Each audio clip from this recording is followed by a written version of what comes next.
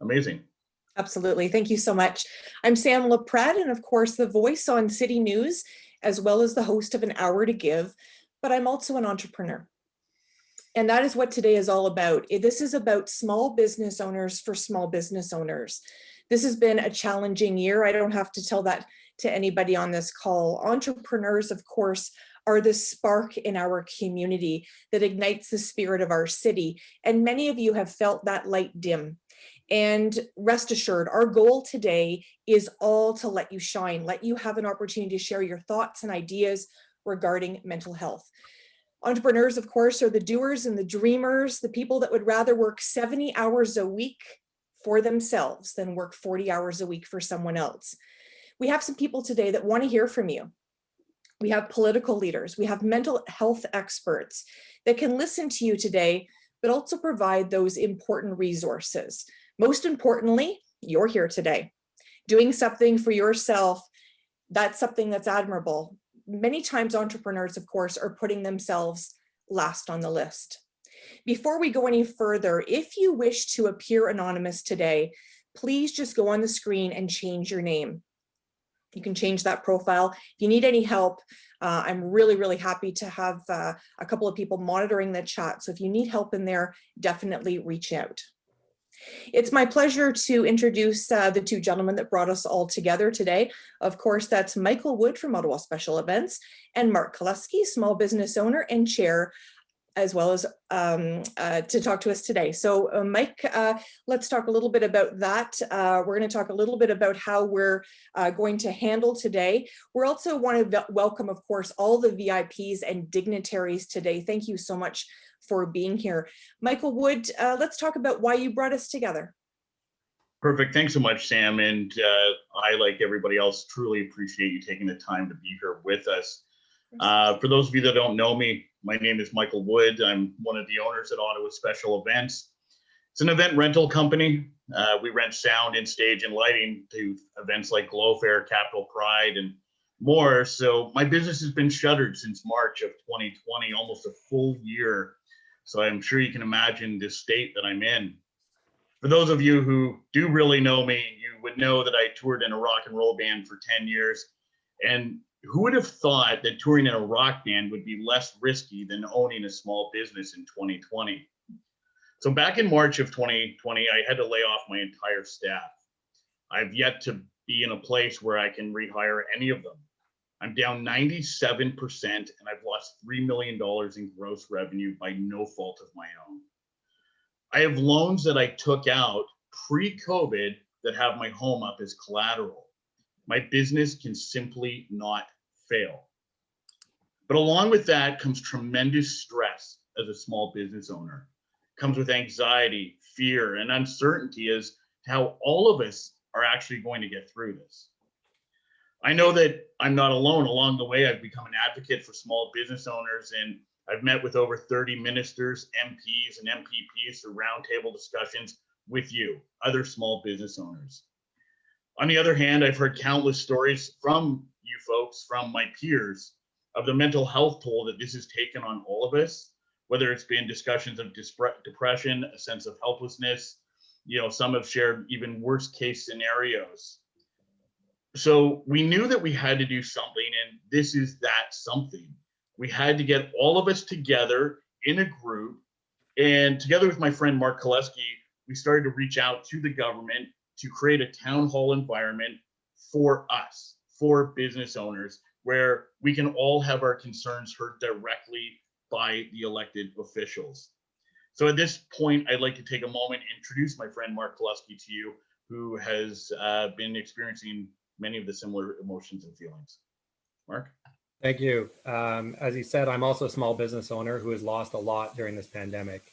And I'm also the chair of the Association of BIAs in Ottawa. I see firsthand how the lockdowns have impacted our main streets, but more importantly, the business owners who have been facing these issues every day for almost a year now.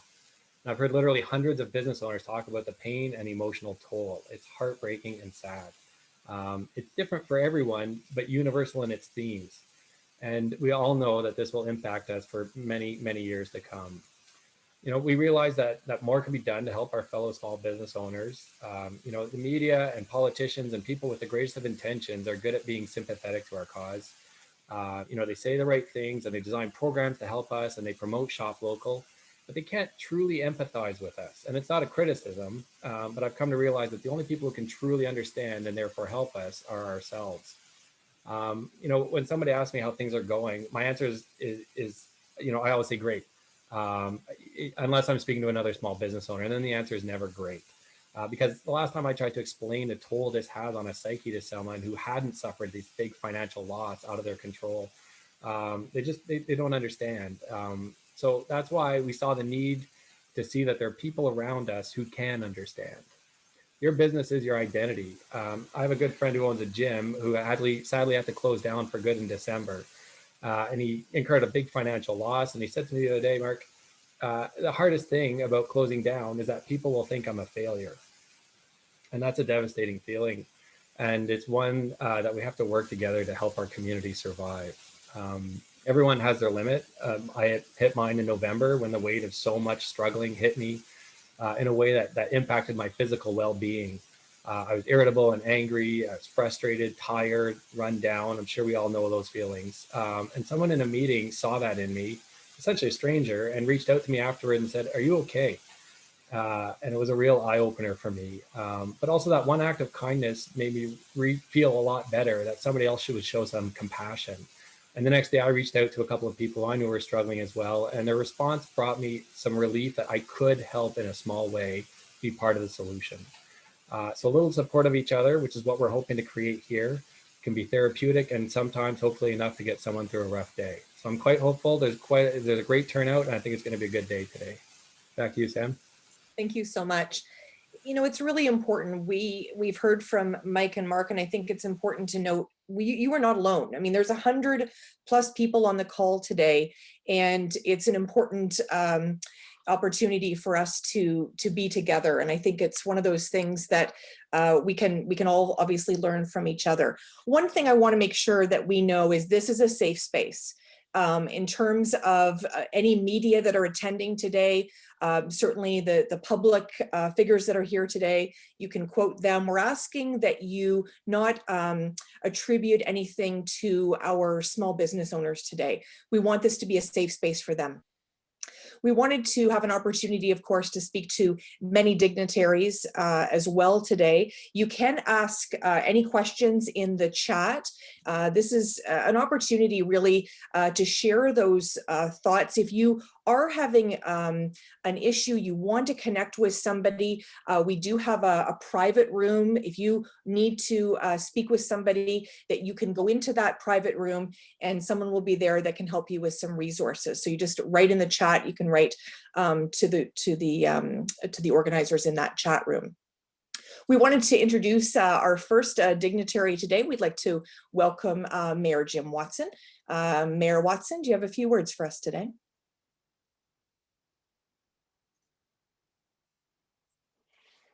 There we go. Well, thank you very, very much, Sam. Merci beaucoup, Sam. And good afternoon, everyone. Bon après-midi tout le monde. Ministers, I think I saw at least 2 ministers, my colleagues, Jenna Suds, Laura Dudas, Eliel Shantiri, business people, small business people. Thank you very much for taking time to be with us. And a big thank you really to Mark and Michelle and Michael for really initiating and putting a lot of hours into this event. I've seen a number of you on television and on the radio promoting this particular event, and we wouldn't be here if it wasn't for Mark and Michael in particular, and Michelle at Okobia. So thank you very, very much. They're putting this forum on with the support of Ben Lakin at Ottawa Public Health. And as you know, Ottawa Public Health have been burning the candles at both ends and working really hard on so many different fronts to combat COVID-19. And Dr. Raj Batla, who's Chief Psychiatrist at the Royal Ottawa Hospital, thank you for participating. And I know that this is a very important and much needed overdue discussion. I don't have to tell you, it's been a really difficult, rotten year for many small business owners, not just in Ottawa, but quite frankly, around the world. Les 12 derniers mois ont été très difficiles pour nos propriétaires de petites entreprises. COVID-19 has forced you to close for many months on end, to adopt your business at significant cost. In many cases, your entire business delivery model has changed. And some are having to make this incredibly difficult decision to close their business forever. These evolving circumstances have created a lot of stress and anxiety for business owners who have often had to deal with the mental health issues of staff in addition to your own. Vous avez le défi de prendre soin de la santé de vos employés en plus de votre propre santé mentale. But we're here today to let you know that it's okay not to be okay. You've heard that expression before. After all you've gone through over the last year, and we're literally coming up on the first year since a COVID case was discovered in Ottawa in March of last year. It's also really important to take care of your mental health during these challenging times. I know the advice of Dr. Batla and Ben will share with us today will be helpful in this important discussion, at least I believe it will be. And Ben and his team, Dr. Etches, of course, at OPH have worked hard with our business community partners to develop a mental health webpage that has resources and services for small business owners, all in one place. You can find this one-stop shop document at Small Business Owners Need Help Too at ottawapublichealth.ca/COVID mental health. That's ottawapublichealth.ca/COVID mental health. Excuse me. And I encourage everyone to reach out when you need that support. Services like the Distress Center of Ottawa and TeleAid Outaouais are great resources to connect to mental health supports 24 hours a day, 7 days a week. I know I've said this before, but we really are all in this together. I know many small business owners have been struggling, but I've also seen great resiliency at the same time. Vous avez preuve de beaucoup de résilience et d'innovation durant la dernière année. Many businesses shifted their production to help us fight COVID-19, while others offered a helping hand to our most vulnerable residents. Our local business community truly is something to be proud of as mayor of our city. And I look forward to this important conversation, and I hope that it will be helpful to many of you during these very difficult times. Thank you, and Sam, thank you very much for agreeing to moderate this discussion. I look forward to the contributions over the course of the next hour. Thank you. Merci. Thank you so much, Mayor Watson. And I think it's really important to note that we're really trying to achieve a number of things today. Michael, can you just walk us through what our goal is today? Sorry, Sam, I just had to unmute. Just want to make sure. Yeah, okay, so I am unmuted. Perfect. So we have a couple outcomes that we were looking to go over. So first, we want people to leave the town hall feeling more comfortable and more willing to reach out for support. Perhaps find out what support's even available, which I think would be great.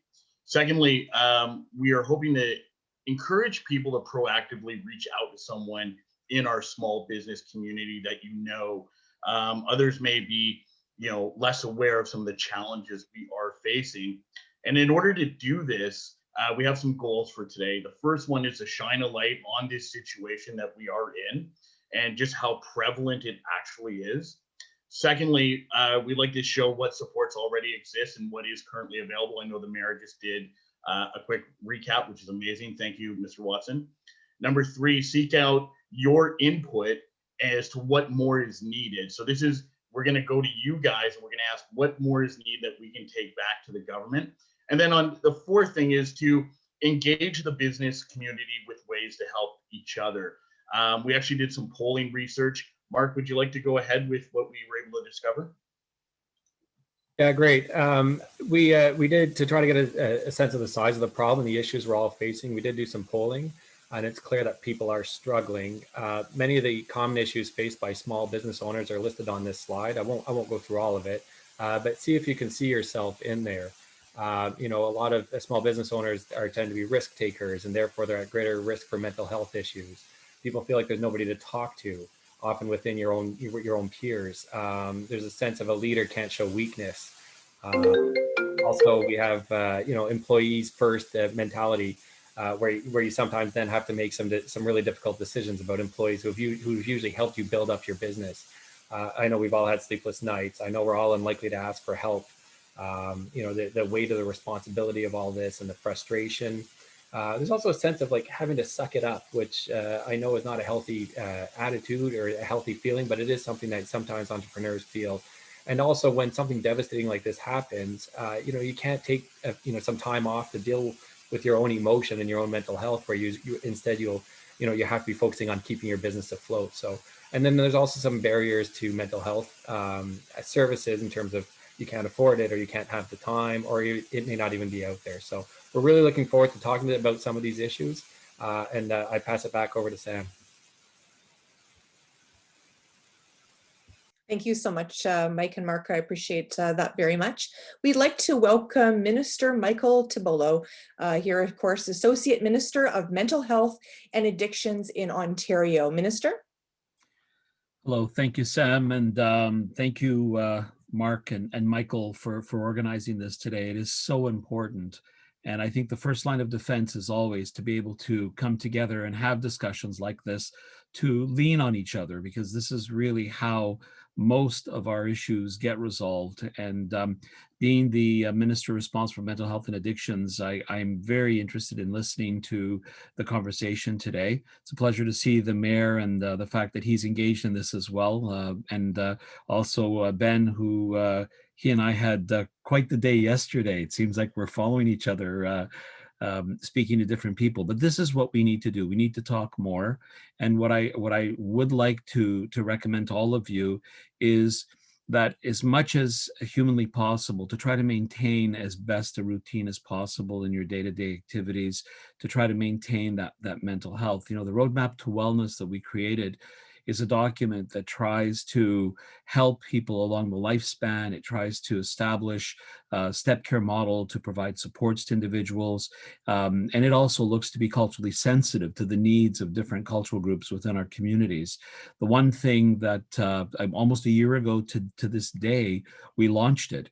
And I remember with Christine Elliott, our Minister of Health, having been on the podium, and we didn't get any questions about the roadmap to wellness, because even though, and those that are in the know when it comes to mental health understand that mental health has been a pandemic in and of itself long before COVID-19. COVID-19 has put a scare into all of us, a worry about additional mental health stresses and challenges, and the statistics are bearing that out. So we've invested a lot of money to try to provide those supports.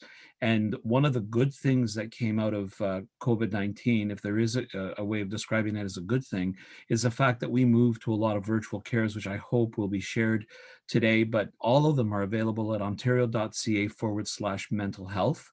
I strongly recommend you go to that page, and through Connects Ontario, through the different ICBT, the internet-based cognitive behavioral therapies, there are a lot of resources that are available to you, to your staff, through CMHA Ottawa, who does a brilliant job out that way as well, public health.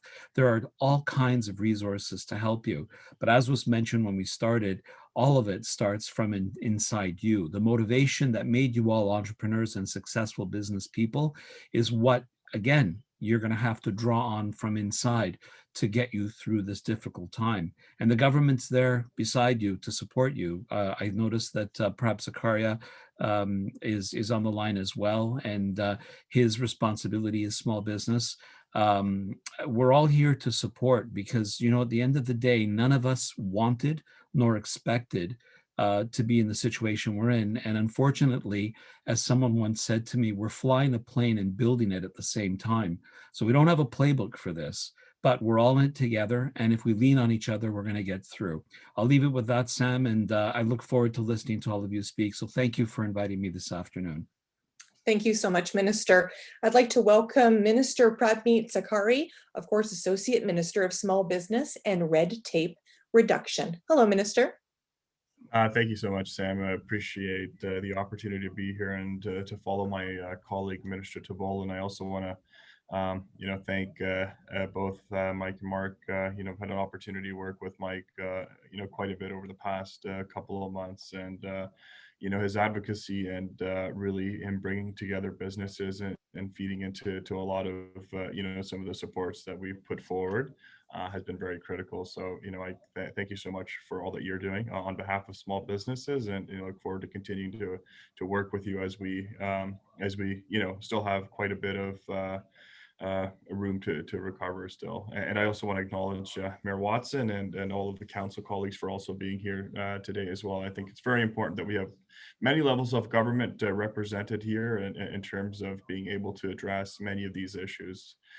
This is one of many roundtables I've been to now, I think over 130 with small business owners, entrepreneurs associations, leaders in many different fields in the business space. And, I've heard firsthand the experience of loss, the anxiety that comes with not knowing what challenges tomorrow may bring. And this year has been like no other for small businesses and the countless hardworking families that really depend on them for their livelihoods. I remember growing up as the son of two small business owners.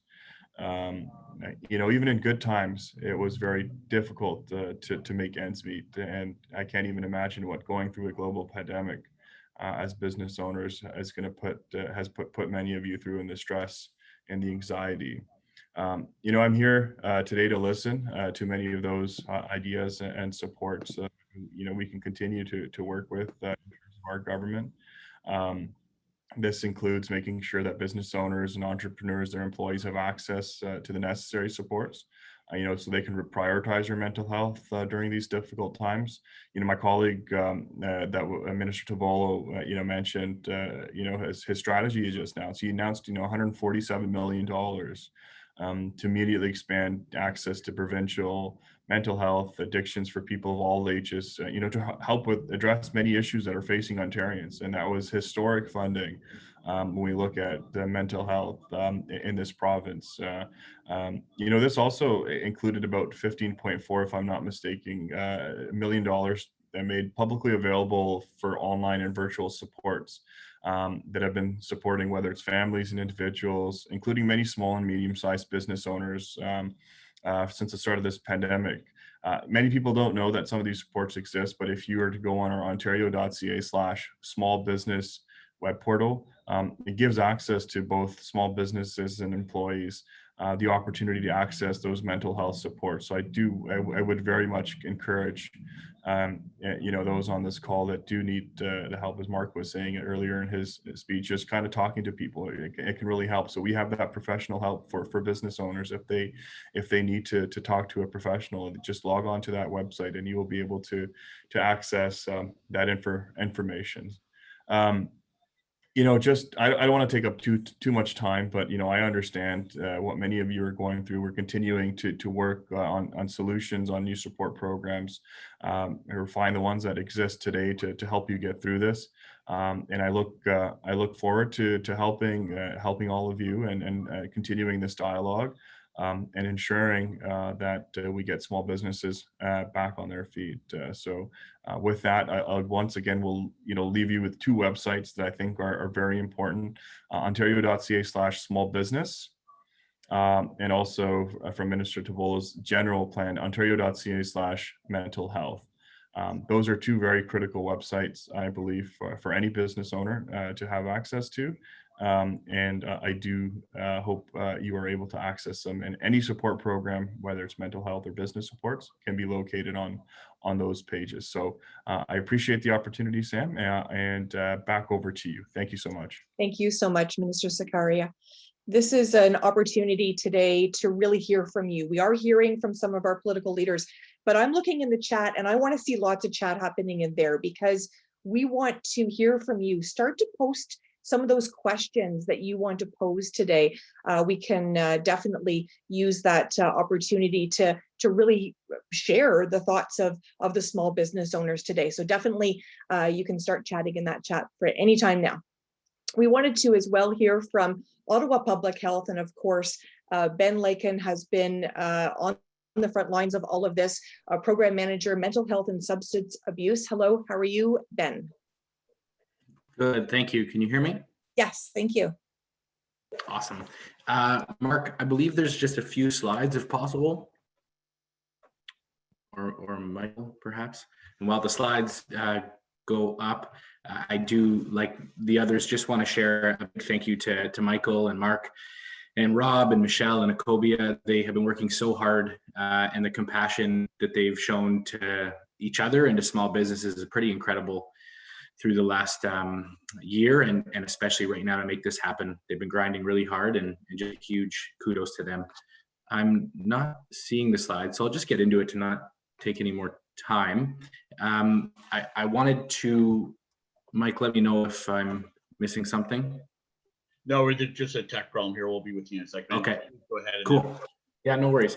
So we talk a lot in the workplace about physical health and safety. It's something we pay a lot of attention to, and for the right reasons.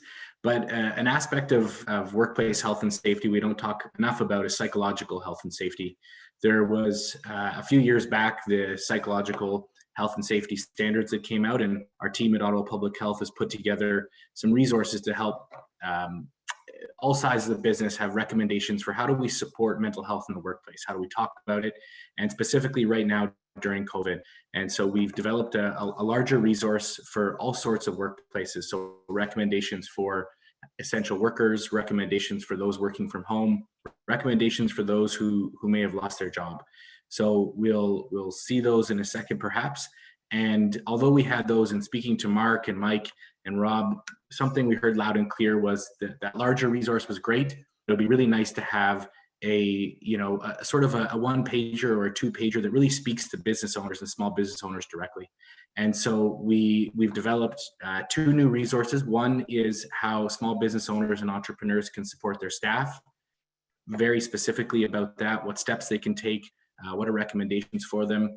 And the second resource is about how small business owners can help themselves and what they can do and what tips exist for themselves. And the mayor mentioned it, and thank you, Mayor, for mentioning this. All of those resources can be found at ottawapublichealth.ca/COVID mental health. So again, ottawapublichealth.ca/COVID mental health.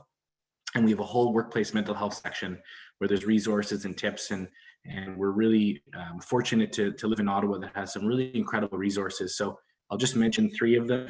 If we have the image up, Michael, should I share my slides perhaps? Would that be easier just to put this up? Sure, if you, I have it ready to go here for you too, Ben. So if you want to share it, go ahead, so that we're just sharing the same thing. Go ahead. Yeah, right on.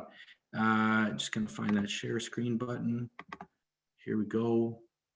Let me know if you can see this. Yep, we're good. Awesome. So we'll just flip through quickly. So this was the Managing Through COVID guide, the larger one I was referencing. Here's the one to support small business owners for their employees.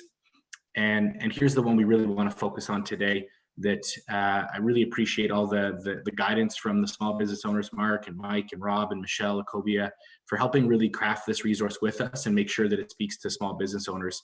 And something that we use in the caregiver community, the caregivers are someone who are always taking care of other people. And I think it's a really interesting metaphor for all of you on the call today. And we tell caregivers they have to put on their oxygen mask first before they can help other people.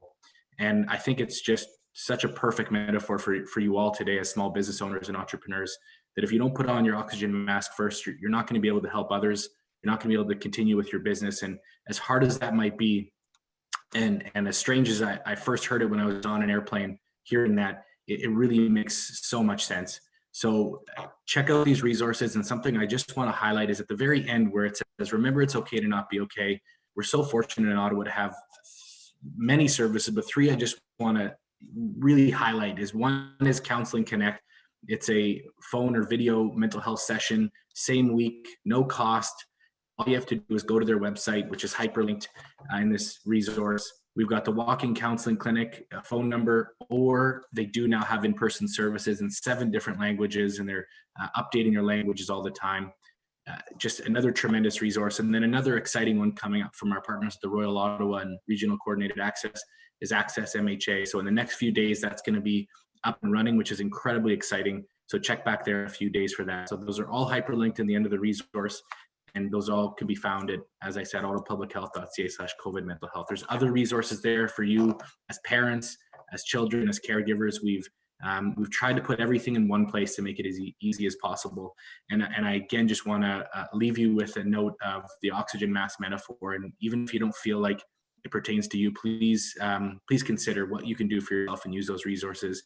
And I'm excited to hear from my friend and colleague Raj, who will go into a little bit more tips in a second. Thanks so much, guys, and wish you all well. Thank you so much, Ben. We appreciate all that information today. And I've just noted the Distress Center of Ottawa has tweeted out talking about this session today, and they're also obviously a great resource. I know we've got Leslie Scott with us today. We really appreciate the Distress Center of Ottawa's support. We wanted to, as Ben indicated, speak with Dr. Raj Batla, of course, from the Royal Ottawa Health Group, psychiatrist in chief and chief of staff. Hello, doctor. Hello, just finding the mute, and I'm going to get my screen up. And I love your background. Oh, thank you. Did you recognize? It's kind of inverted though, so it's beautiful. Thanks for joining us today. Absolutely. So let me see if I've got. So is that up now? Should be. Yes, it is, doctor. Okay, I'll just see if I can do one more thing, and there you go. Is it still up there? Can you see it? Yes, thank you. Okay, perfect. So I'm going to be relatively brief because you've covered a number of concepts. Want to reiterate a couple of things though. I'm hoping this group, it seems like a pretty tight-knit group, sees this as a safe space. I'm hoping we can have an opportunity for some Q&A as well. And for that reason, I'll try to keep some time for general questions, not only to me, but to others. And also thank you to the organizers, and Ben and I end up seeing a fair amount of each other. So at the Royal, we are part of this community, and we like to help out where we can. And we have a close alliance with OPH, and really love the work they're doing. So thanks for that.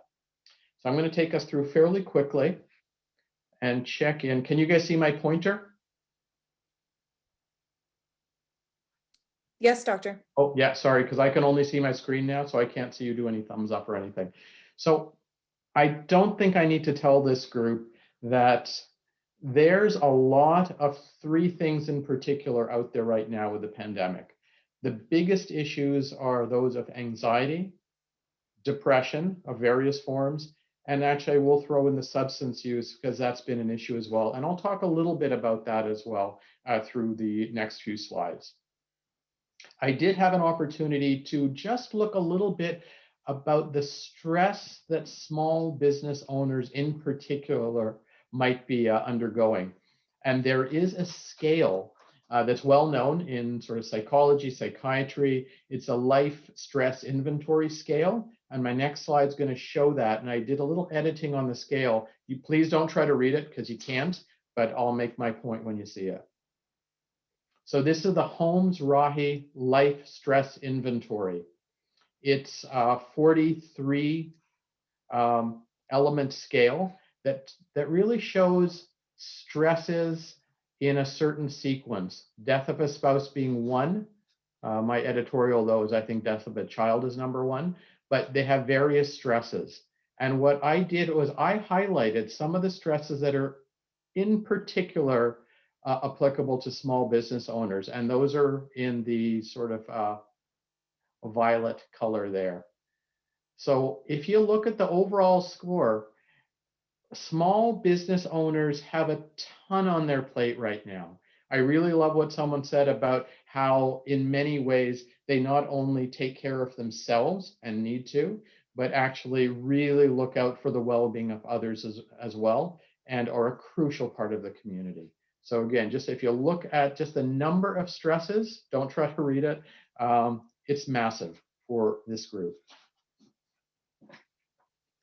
Little bit about the signs and symptoms of how this distress can manifest itself, either in yourselves, if you're honest about it for some of you, not all of you, or your employees. The biggest one that I think I always warn people to look at, it's a change in someone's usual pattern of thinking or behavior. And that's critical. If you tend to be always anxious and it hasn't changed, well, frankly, that's a different story. But to change is really important. Anxiety, as I've pointed out, everyone knows has been a major issue. Sadness and depression. Another big one, actually, that people tend to forget, and they sometimes don't see it in themselves, but it's easier to see in others, is that irritability. Anger, a little less so in general for most, but irritability is big.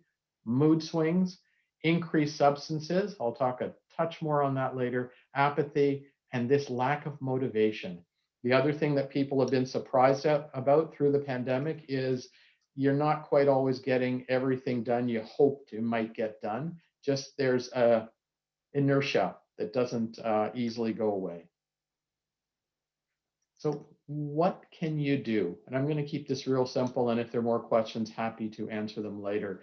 But listening is crucial to your employees, to each other. And often I recommend, if there's a group that sort of knows their issues, and if you have a colleague or partner in your business who you know well, listen to what they're saying, ask how they're doing. And there was a beautiful example just previously about someone just reaching out and saying, "Are you okay?" Can make a big difference. So listen, ask, support. You don't have to solve everything for people. Connect them to resources. And Ben just went through a variety of resources that are out there. One other one, when it comes to more extreme feelings like suicide, Suicide Prevention Ottawa also has a website with some resources there. And Ben has been working on that with me and a whole host of mental health providers to make that happen. A few more slides. Basic wellness. And we hear about this one all the time, the importance of sleep. And I noticed that was one of the big issues identified by you in sort of the questionnaire that might have gone out previously. Sleep's big. Exercise, groups have left that by the wayside to a certain extent, and then the diet. There's been a fair amount of overuse of carbohydrates for certain groups, and this group would be no exception. The reason why these are basic is because they are foundational to your own well-being. And I can answer more questions later in the Q&A, but I think important that we keep those in mind. In terms of pandemic, someone previously mentioned about how important it is to keep your routine. So we all want it, to what extent we can, control our environment, but it's really hard in the pandemic. Things have just been out of our control and out of your control in many, many ways that are quite unprecedented. So keeping as much of a regular routine as possible, crucial. I think there's already been talk about that oxygen mask, and if there are questions, I can answer more about that. The fourth bullet here, care of others, is really interesting. So if you can reach out to support someone else, it actually does a lot for your own well-being, because we're built to help others. We're built to be social. We're built to care for those around us. And some of the stresses lately is small business owners have been put in a position where they cannot always care for their business and their family within that business. The other one, of course, watch for the substance abuse. Someone out there might know the LCBO stats, but they're quite interesting. It has gone up, the use, and then the opioid use has also gone through the roof. For those of you who don't know, the opioid overdoses have caused more deaths in many jurisdictions than actually the pandemic itself. So important issue. Another thing for this group, and some of you who have seen some of my previous presentations may have seen this, but this is the Serenity Prayer. A lot of you who might have been involved in AA or know family members or friends who have been involved in AA, this is used a lot. And really understanding that some things are not in your control, some things you can change, and please try to change those, but knowing the difference, I think, can really make a profound difference in your own life and how you approach things. And again, happy to talk about that later in a Q&A. Last thing in terms of the wellness, so to speak, is that compassion. So living that life of compassion, and people tend to forget again how much a small business is like having an extended family, and having compassion for those is crucial. And it's the difficulty in having to make really tough decisions about your business, those who you employ, has been remarkably difficult, I'm sure, for those of you who have had to do that. But keeping that compassion for you and your family, absolutely crucial. Living a life of meaning. This is a broader concept, which I can get into more in either the Q&A or chat.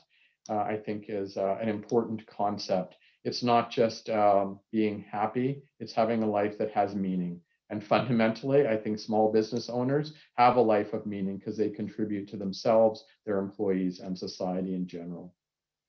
The other one is gratitude. Look for gratitude where you can find it, and live a life that is full of gratitude, because we have a lot of blessings and sometimes we forget that. Even during the pandemic, there have been some blessings, although sometimes a little harder to find than at other times.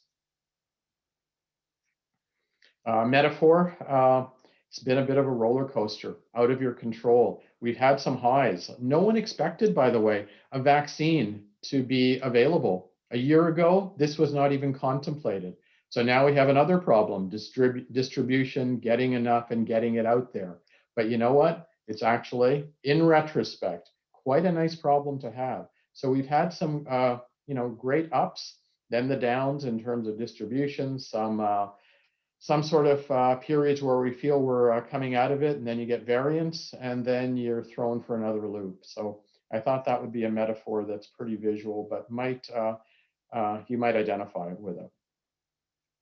One good thing we've done at Suicide Prevention Ottawa is launch a little bit of a One Good Thing campaign.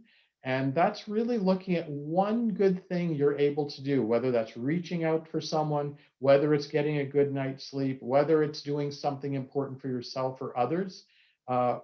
Pretty important. And often, once you start to find one good thing, you start to recognize there's more than one good thing. And often you pay it forward. So when you recognize that you do something, it infects other people and really keeps things moving in a positive direction.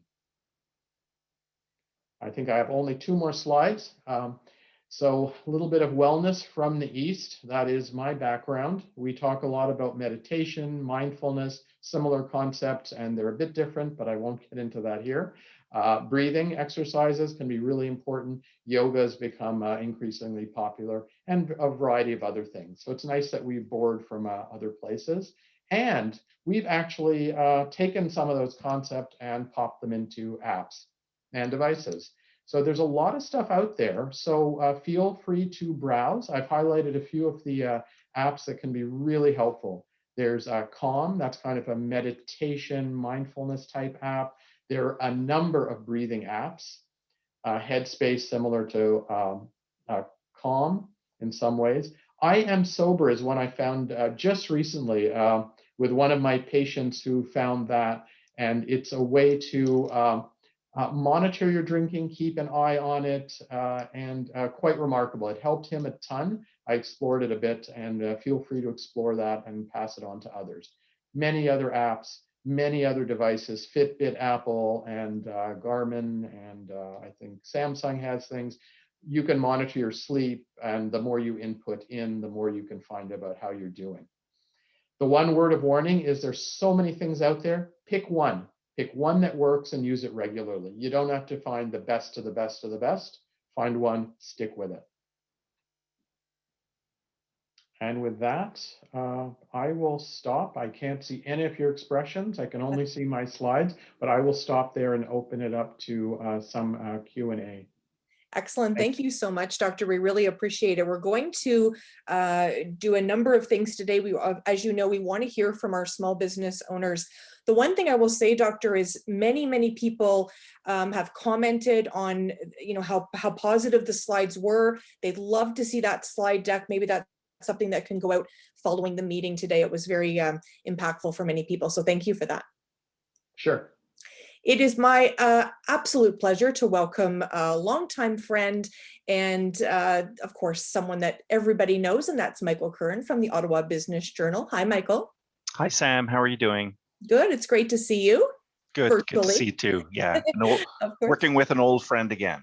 Absolutely. And, Michael, this is the opportunity we've been waiting for, right? We really want to hear from small business owners. This is the time to share your thoughts. We're seeing some great chat, and we really are an incredible city. There's been a lot of resilience. There really has, Michael. Yeah, it's been a tough time, and just a little bit of a preamble as we get into this. I think it's a given that mental health is important these days, but I think small business owners do have some particular challenge.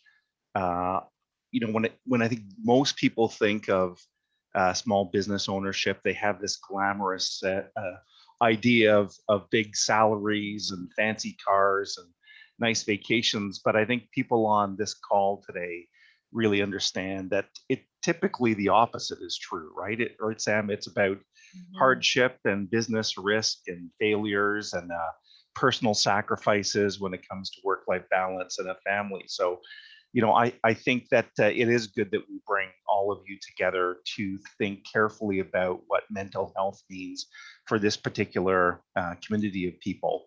The other thing that strikes me, Sam, just as we get into this, is I think it's worth acknowledging that many small business owners feel isolated even at the best of times, right? They don't have, by nature, a small business doesn't have a big management team. You're not going to a team of other people sharing your business concerns and your day-to-day challenges. So often, as they say, the buck stops with the business owner. And, what that means is they can't, within the confines of their business, share their challenges, right? And even sometimes if they have friends who aren't business owners or family members, they don't quite get the pressure. So as you indicated, Sam, this is the part of this virtual event where we want the small business people that are with us today to come onto the screen or use the chat function. We've assembled a few small business owners who I'm going to be posing some questions with. And Sam is going to be watching the chat to see if we can't bring, again, some of our attendees on screen to ask questions. You've met a couple of our panelists here, Ben from Ottawa Public Health and Dr. Batla from the Royal Oaks. You did a great job. We're also joined, as you can see, by 4 small business people: Mona from Resale, Paul Goulet from Little Rays, very popular business, Molly from the Village Choir. Molly and I have chatted over the years. She's in the Westboro area, and of course, Catherine Landry, who's done a lot of work with female business entrepreneurs in this city. So Sam, you're going to watch the Q&A for me? I am. Okay. I'll just remind everybody as well, if we do have media here today, we're asking you not to attribute any of their sort of questions today, or you could talk about their questions, but we just don't want you to attribute their names. This is really meant to be a safe space for everyone today. I'm happy to say, Michael, we've got someone that is ready to go, and that is Lisa O'Coin. Hi, Lisa. Hi there, Sam, and hi, Michael. Thank you so much for arranging this. I told you all a little bit about myself earlier in the chat. I own an instructional cheerleading business, and it's based here in Ottawa, but I travel the world, and I'm a 4-time world champion coach. Locally, I'm the director of the Ottawa Red Blacks cheerleading and dance team. I do have 2 questions. Number 1 is, at what point does mental health take priority over protection from the virus? I think a lot of us right now are feeling that we have a very good chance of surviving this virus, but the people we're going to be afterwards, or the way in which it's going to affect our livelihood or our sense of purpose, is going to be far more damaging than any physical danger presented to ourselves. And then my second question is, I feel like when we're talking about this in our group of friends, or when we're conversing, a lot of people tend to diminish the sacrifices that we're making because they are comfortable. When I look at my life, I'm at home, I'm not having to travel, I'm getting to spend time with family, I have the internet. you know, is it fair that we're maybe not acknowledging how tough this has been? Yeah, it's a great point on both counts. We have some public officials here. I don't know if we'll bring them on screen or deal with that first question, but it really you're asking about the balance that we're striking right between people's lives and well-beings and our physical and our health at this given point in time. On the second point, you know, what it reminds me of is simply that we do live in a city where many people have a high degree of security because they're working for the public sector, they've got job security, they potentially have pensions and so on and so forth. So it's very hard to relate, isn't it, to some of the pressures that the small business people are under. I think we're going to go with Catherine as well. Catherine, if you're lined up, Catherine Laundry, that is, from sheshopslocal.ca. Catherine, are you here with us today? Yep. Hi, Michael. Hi, Catherine. Nice to see you, even if it's virtually. Nice to see you. You too. Oh, and hey, Paul from Little Rays too. I wanted to say hi to him. I've been spreading the news about your business and what you're going through. My heart breaks for you. I'm. Thank you. So Catherine, share your perspective on this. What experiences are you living through? You would typically, of course, be having your lunch program. You have She Shops Local that started a few years ago. What are you experiencing, Catherine? Well, Michael, I lost everything. I lost my events business. I've lost my savings. I've lost everything. So the word pivot is like an eraser that people kind of throw at you, and they're like, here, just like reinvent yourself. And it's so, what people don't realize when they tell you to pivot is they're also telling you to like negate everything you've ever done and then just re-innovate yourself. And I really think that we have to work together as business owners. And why this interested me, I emailed the mayor a long time ago saying we needed to do a mental health thing, but I wanted to do a mental health task force built by entrepreneurs for entrepreneurs so we could all work together. Like, we know how to build a business, so why don't we as entrepreneurs build a business that's about mental health for entrepreneurs? That's, I mean, Catherine, I'm hearing that, you know, the hardship that you've gone through, and I'm sorry for that. I'm sure I speak for people on the line today. Are you finding any relief in speaking to people? I guess that's what you're saying here. You wanted to start this forum so people could relate to each other. Is that the key point? Well, not to be rude, we live in a government town, and we're not government. We're entrepreneurs. We do things a different way. We wild out. We get stuff done. We go A to B really quickly. And for mental health right now, there's an issue. There's a real problem. And it's not light. It's really, really, really dark out here. And we've got issues. So if we could create an entrepreneur forum, just like this, where we can tell our truth. I'm sorry I broke down, but it's really hard. No problem with that, Catherine. Yeah, but I'm not loopy. I mean, my background is mental health. I worked in mental institutions. I worked in hospitals. Yeah. So I'm very, very hyper aware, but we need something that speaks our language about mental health, that speaks to the entrepreneurs, because we work really fast, you know? So that's why I'm here. I just want to put the spark out there. Somebody said there's like millions of dollars, so maybe we could target some of that money to build this colossal entrepreneur format. Well, thanks, Catherine. You're are welcome. A spark for sure. And maybe Paul, we could go to you next.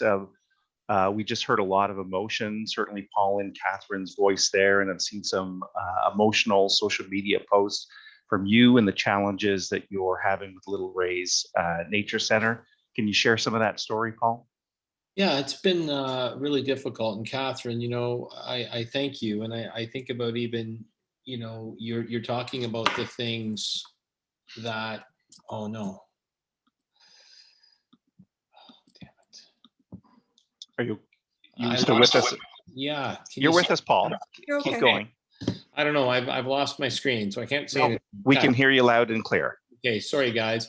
Catherine, I was just saying, it's interesting how obviously you've been very affected by this, but as an entrepreneur, you're concerned and you're sharing your concern for us and what we're going through. It's been an unbelievably difficult time. I'm sure people had an opportunity, a lot of people, to see, what I guess my staff are now calling my rant on a Facebook Live that went absolutely viral. It's been, beyond frustrating, tiring, exhausting. It's been 11 months. I care very deeply for my staff and for all of the work. We have staff that have worked for us for 20 years and that have dedicated their whole life to this and in what we do. We have countless animals that depend on us, and the number of sleepless nights that I've had. And when the doctor was speaking, it was interesting just reading it, like irritability, mood swings, patience. I am a very, very patient and very loving and giving person. I am unbelievably patient with my children. There was a few weeks there where I was very much struggling to be patient with my children. And I remember I just told my wife that I feel like a piece of me is dying and I don't want to lose that piece. And again, I don't want to get too emotional. There's parts of me that is just getting destroyed in this. And I said to my wife, I said, I hope I can return. Like, I hope that, and I'm working very hard for that. And I have a very high tolerance of stress. I'm doing my very best to stay active. I get outside almost every single day. I do my best to sleep. It's funny when we talk about substance abuse versus sleep, the reality is for me, if I have a glass of wine at night or two, it'll help me relax and shut my brain off. But where does that end? If it turns to 3 or 4, you don't have a good night's sleep. If I don't, I wake up at 1 o'clock in the morning and I can't go to sleep for a few hours. So I've been doing my best to try to manage that staff. And I think the one thing that has helped to keep me sane is just maintaining perspective. And I don't have to look very far still to see people who are suffering worse than we are. There's people who have lost far more than we have. My family is still healthy. I'm healthy. The financial implications of this, further to Catherine, look, we're small business with loans. I don't need to tell most of the entrepreneurs on this call that when we signed our last loan, we had to sign personal guarantees and they took a second mortgage on our house. Like, my wife and I are 100% in, right? We are financially completely tied to this. And the reality is I'm not the only entrepreneur on this call that is at risk of losing their home over this. And for us, our business, our animals, our staff, and I'd be lying if I didn't tell you that I sit up and be, okay, what am I going to do? I'm 49 years old, and I'm sure I could move and go to Toronto and work at the Toronto Zoo, but I don't want to go to Toronto. I love Ottawa. I love my business. I love the community that I live. I have so many friends here. My kids have a fabulous school.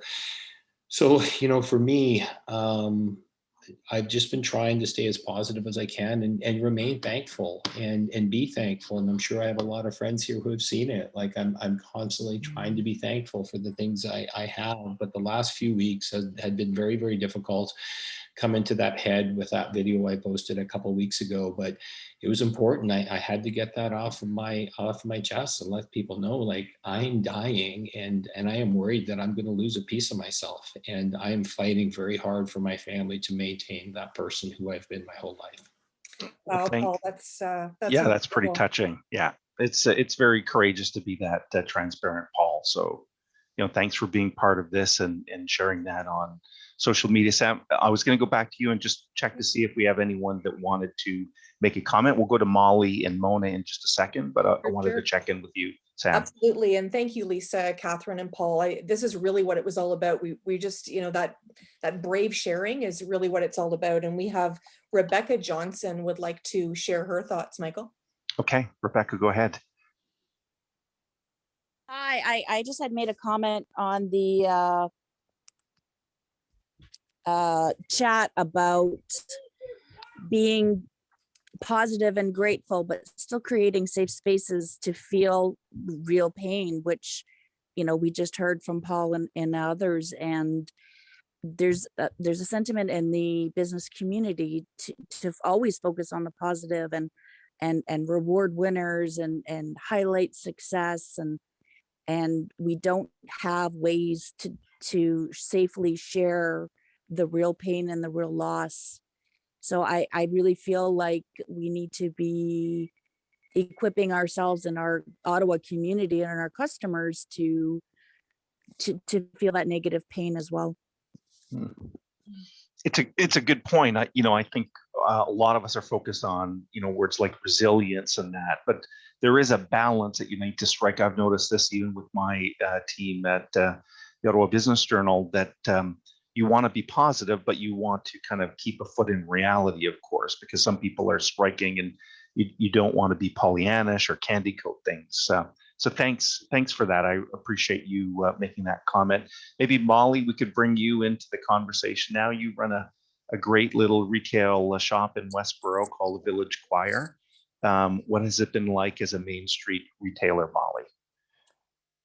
When the pandemic first started and we were closed back in the spring there in April, it's funny because we were supposed to stay home, except I had to go to work because we were allowed to do e-commerce right away, but of course my store wasn't online, and I'd always been trying to do that. And so this was like, the big plan was 2 to 3 years. I'm going to get her there. Well, you got to fast forward that a little bit and do the best you can.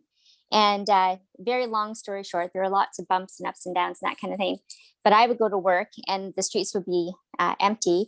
And it's funny because I tore the store apart, trying to organize myself to get it online.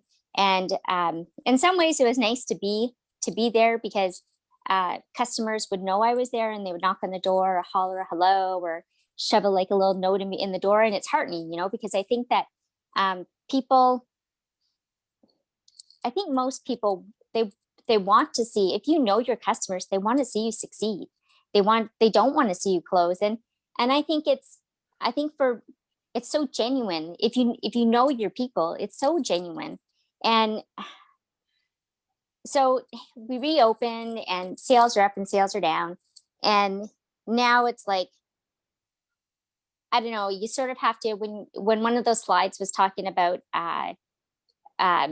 like the new normal kind of thing, like you have to have a regular routine and, lay off the alcohol or whatever it is, because it's kind of not a joke, eh? Like the Zoom wine o'clock type, like, people, like that is really, you're going down a rabbit hole and it's not good for you. And I don't think that you're teaching, you want to be resilient, and you're not equipping yourself with what you need to be resilient if you're not building in a routine and exercise and trying. I try to stay positive. I'm mostly a sunny person. And I guess what's hard, I'm rambling a bit now, but I guess what's sort of hard is I am a cup is half full kind of person and I'm sunny.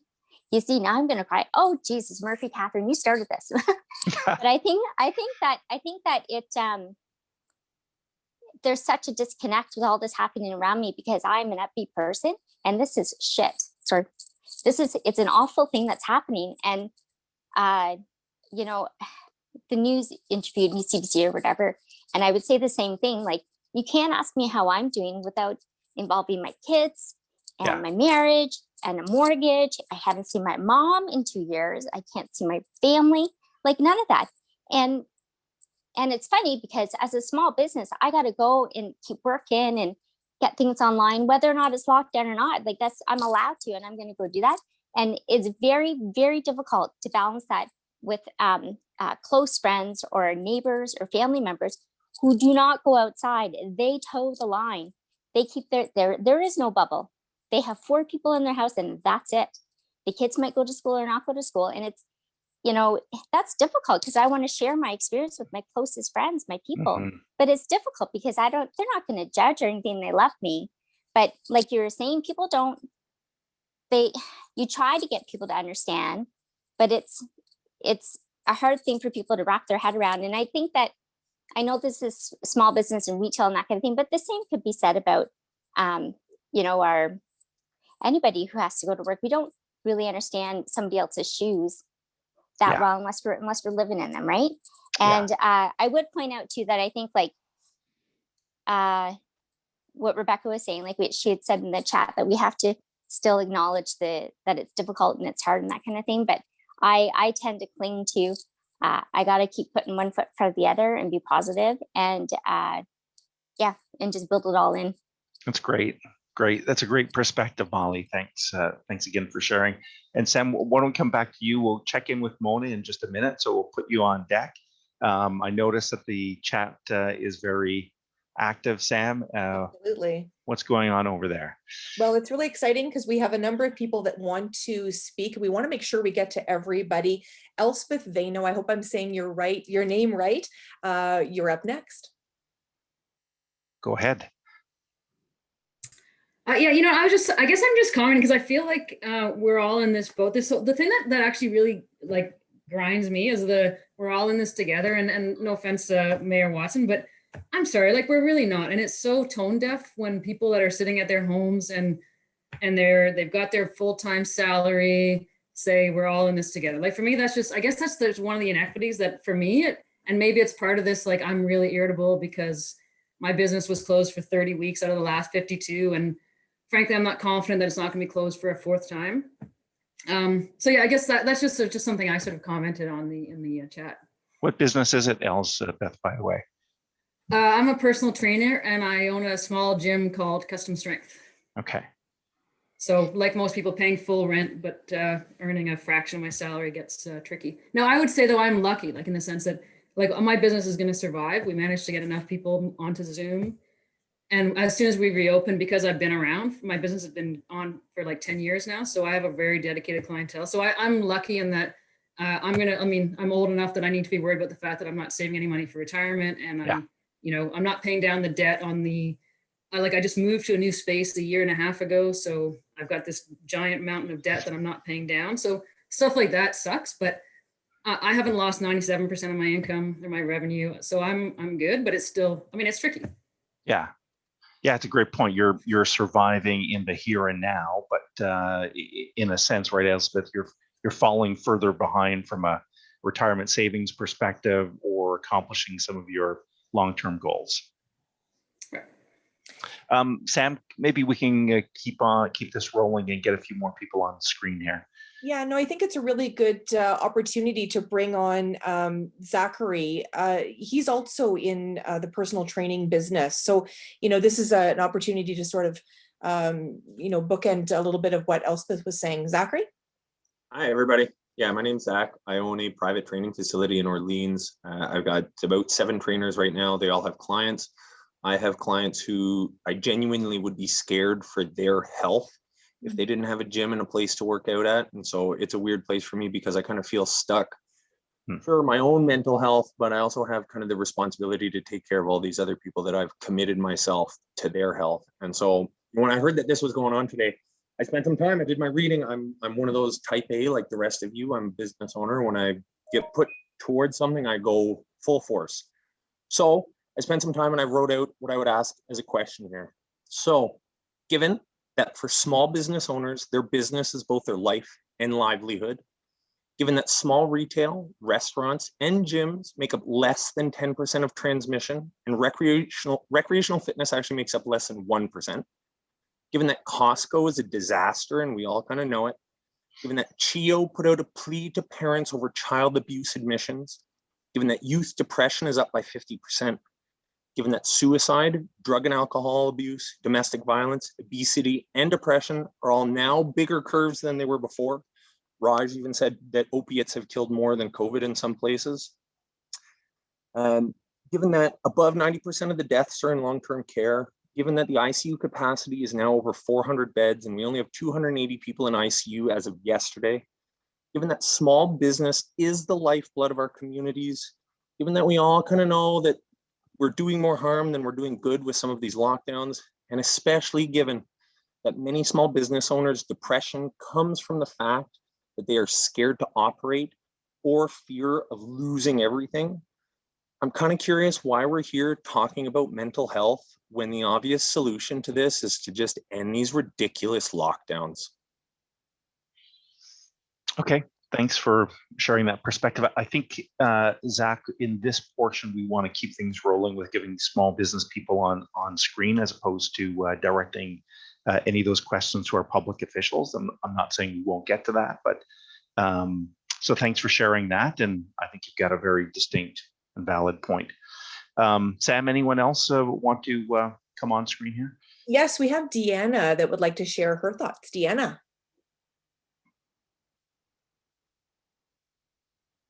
Is Deanna still with us? Hi there. Hi, Deanna. I was just reflecting that I think a lot of people feel a need to be leaders and be strong and be visual, success stories in through these trying times that we're all going through. I'm involved with the Osgoode Ward Business Association, and we're suffering from having volunteers to help to reach our business members, and I feel like there's a lot of attention that's paid to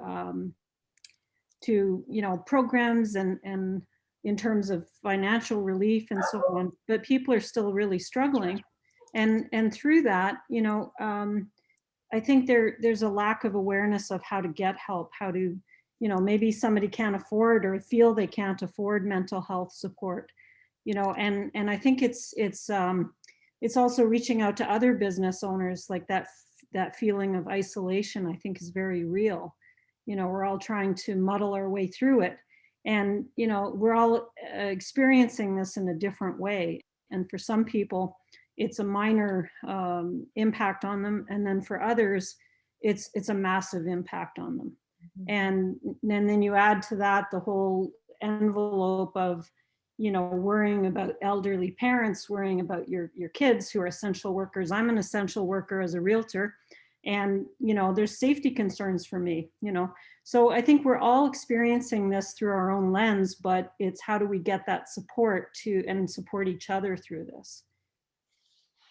Some great points there, Deanna. Thanks for sharing. Sam, do we have someone else who wants to go? And Mona, we will get to you in just a minute. We know you're on our panel. We want to check in with you, but maybe one more, Sam? Yes, we have just about 90 seconds. Leslie Scott from the Distress Center just wants to ensure all, of course, small business owners know what resources are there. She's just going to come in for a quick minute. Okay, great. Hi, everyone. Thanks for letting me speak here quickly. I'm just seeing so much anxiety and sadness and despair happening in all of your stories, and my heart truly goes out to you. But I really want you to know that the Distress Center of Ottawa and Region is there for you. We're free, we're confidential, we're 24/7 on our phone lines. So if you, like Paul, can't sleep overnight and need somebody to talk to at 1 a.m, pick up the phone, because you're going to reach a caring, compassionate individual there who's wanting to talk to you and will empathize with what you're going through. We're not going to pretend that we understand what you're exactly going through, but we're going to be there for you, and we'll help you get some community resources or just be there for you to vent. And we also launched a text and chat service back in the fall that's really important for people like you who are on the go all the time. And so the text number is 343-306-550, or you can just chat directly on our website, which is dcottawa.on.ca. And just know that you're not alone, because we really, really need you to understand that you have support with us, and it's free. You don't have to dive into your pockets for therapy sessions, but we are there for you 24/7. Thanks, Leslie. That's a great message, and thanks for that service you provide to the entire city, including this group of people. Mona, why don't we? I've referenced you a few times, Mona. Why don't we bring you on screen? So, Mona, of course, you're from Ricochet Resale. Give us an update on your situation as it regards to your business or mental health. Okay. Can you hear me? We can. Okay, great. Everything that I heard today from everybody was exactly how I've been feeling. Me and my husband both have businesses with personal liabilities. And since day one, we really haven't been able to pay ourselves. It was panic from the minute that we were kind of expecting to be shut down for a long time back in the spring. And ever since then, it's been survival mode, and that we do have to survive. There is no option not to. which is fine, except that during that time and even until now, we felt unseen, and that's where what helped me was lobbying and getting in touch with Mark and Mike and emailing the mayor and the prime minister and everybody I can think of, because I felt from day one that we were dealt a very different deal in this pandemic. And you can see it as months go by. There's a huge injustice, and it's not chosen by us. We didn't choose this. We didn't, the only difference between me and somebody else who has a full-time job and they're not suffering in that sense is that I chose this job. And it's not just a job, it's my life. And I love what I do. If it was to go down, it would take a part of me out too. Thankfully, we are doing okay with, the government help. Our businesses went online last August as well through Shopify. I did seek some help with Digital Main Street for certain things. I didn't really need a lot because I have the experience to do that myself. If I had needed to pay for going online and doing that kind of thing, I don't know if I would have been able to, but I was able to do it myself. So I'm thankful for that. And now we're online, we have 2 stores, we're on social media, we're doing everything we can to push. But I think the biggest thing is just that I didn't, like, the government keeps, on many levels, whether it's the provincial or federal or at the city level, is that, okay, small businesses, but what does that mean? And that was the difficulty. Okay, you can say whatever you want. You can sit at your desk and talk about it and have meetings where every minute of that meeting we are suffering. You can make an announcement, but when that announcement doesn't turn up to be anything, that's time we're wasting. I know so many people who lost their businesses. Thankfully, we haven't yet. We do have personal liabilities as well. But why would it take 2 months to put something at play for small businesses? Get the money out there first and figure out the rest later, because there's no other sector in our society that has that much to lose as much as we do. Losing a job is totally different than this, because we would lose everything. We do have 3 children that I have to worry about as well. They're not children, they're older. One of them did suffer mentally as well. She was just graduating grade 12. So I had to deal with that. And like everybody said, keeping everything in, because I have to make sure that we just keep rolling, like making sure my family is safe and mentally healthy was actually the biggest thing on my plate. It wasn't even COVID, to be honest. And making sure the business survives and showing that strength. And it still is extremely difficult. And, I'm a very positive person, and I just, you just keep moving forward and you push. But when somebody asks me, hey, how's it going? When they come to the store and stuff, and I'm very thankful for that question, but I can't fully answer it at all. I can't come near close to answering for 2 reasons, because there's too much to say. And the second reason is because you can't convey that much, because you have to show strength for the business. And I'm thankful for this space to be able to say that. But at the same time, my frustration is, okay, I can't say it, but other business owners can't say it. Well, Ray did, but you reach that point where finally you have to say something, but you got to show strength to make to keep that that faith in the business that we will survive. Okay, which I'm fine with, but then you come to a point where you're just absorbing everything all the time between home and there, and forget about having a social life, because there's nothing, even for me, it's just I'm living in a completely different world, me and my husband. So my problems are completely different than most people around me.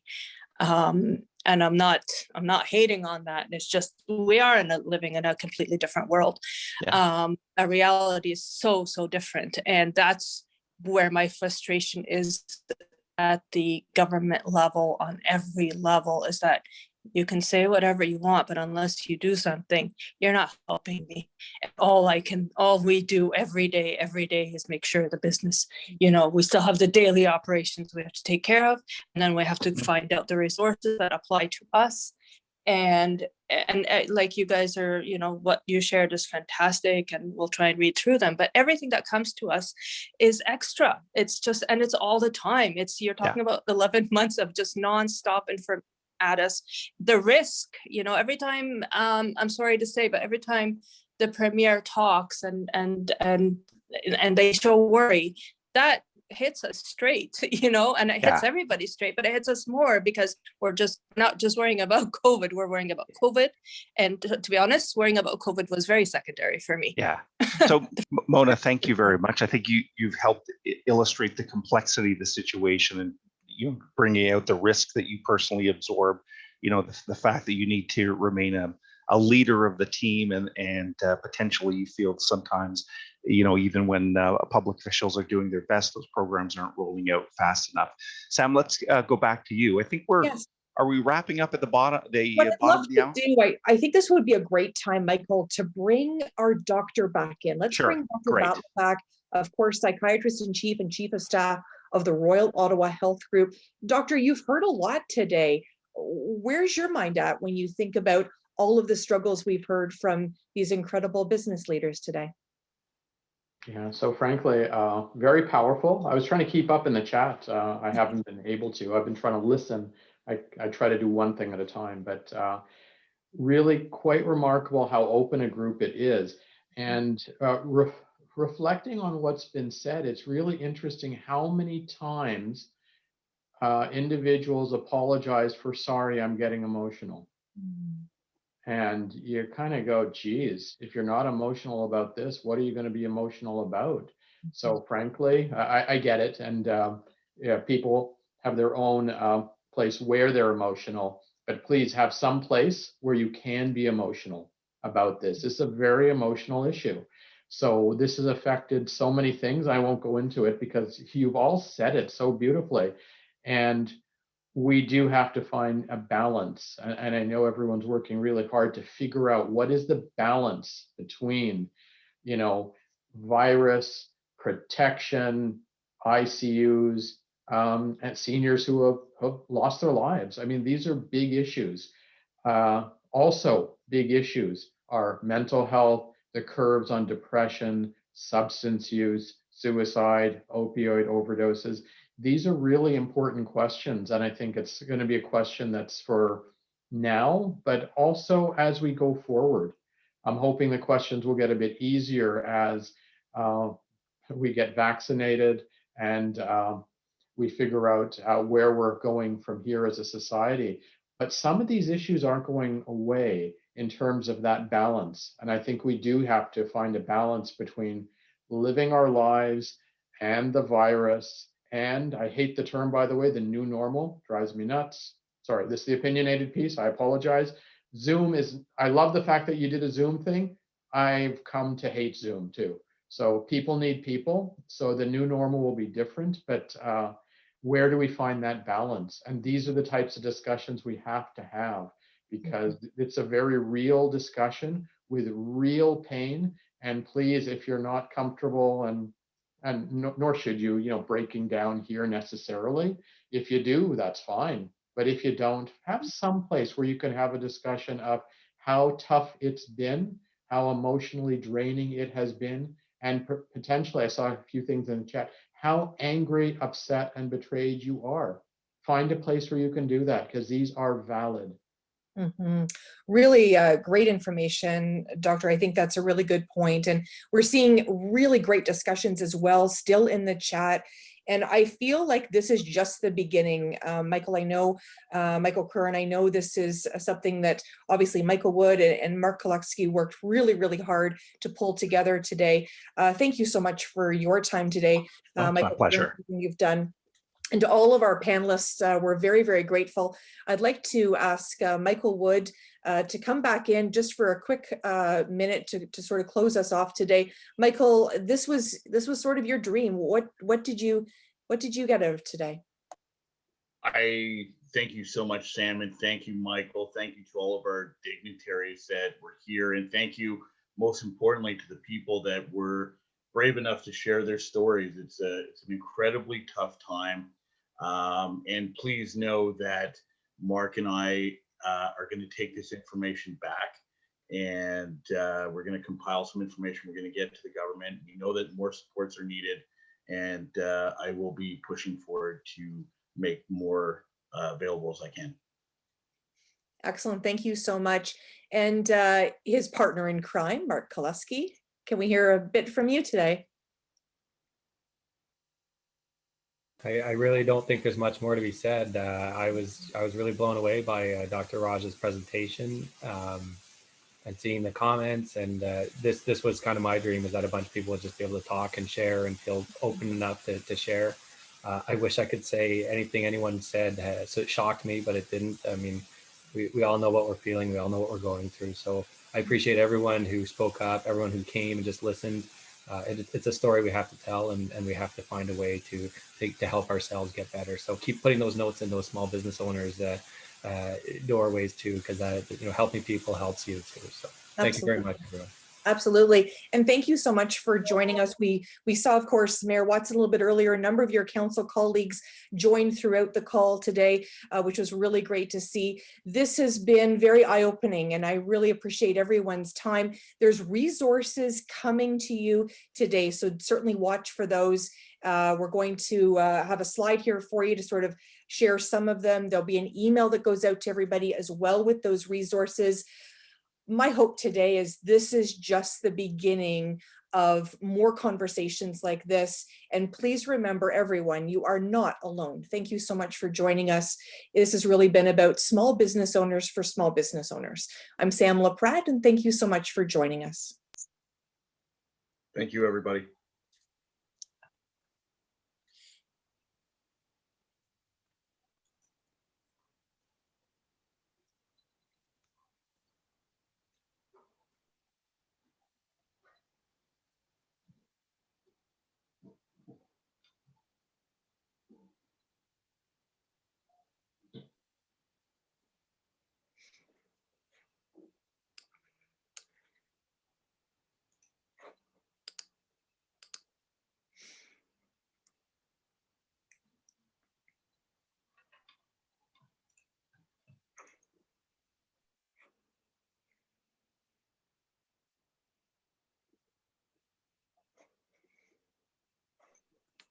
I know there's still some people on here, but Sam, thank you so much. Oh, thank you. I apologize when the slide came up. I sort of lost my my script, so I had to invite Mayor Watson in. Hi, Mayor Watson. Great job, Sam. Thank you. And Michael and Michael, the two Michaels, thank you very much for putting this together. Thank you, Mayor Watson. Thank you for joining us. Oh, my pleasure. Thank you. Appreciate it. Thank you, Mayor. I apologize that I had to sort of do that out of order, but I knew that I was throwing to him at some point, so I just went ahead and did that, Michael. No, that's cool. And for those that are still on here, huge thank you to David Smith. I was trying to get back in there to thank David and Rob Campbell. Rob Campbell is just an absolute rock star. Absolutely. And thank you, Dafton Penny, who came on. Our audio tech, who I think you met there, Sam, yesterday. Something happened, unfortunately, with her grandmother, and she had to go and deal with a family issue. So somebody else from Ottawa Special Events jumped on. So thank you very much. At this time, everybody, I think that I'd like to thank you, those that are still here, for joining. And we will, if you have any other questions, feel free to email the website. We will be sending out the resources, and we'll go from there. Okay. Thanks, everybody. Have a great one. Thank you. Bye-bye.